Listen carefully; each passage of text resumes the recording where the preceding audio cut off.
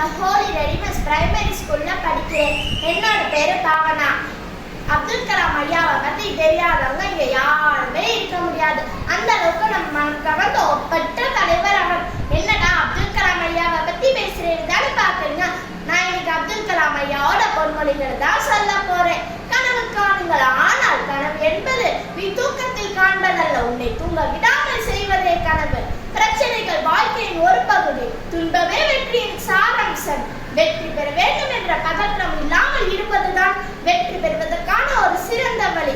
வாய்ப்புக்காக காத்திருக்காதே, உனக்கான வாய்ப்பை நீயே ஏற்படுத்திக்கொள். அழகை பற்றி கனவு காணாதீர்கள், அது உங்கள் கடமையை பாழாக்கிவிடும். கடமையை பற்றி கனவு காணுங்கள், அது உங்கள் வாழ்க்கையை அழகாக்கும். ஒரு முறை வந்தால் அது கனவு, இருமுறை வந்தால் அது ஆசை, பல முறை வந்தால் அது லட்சியம்.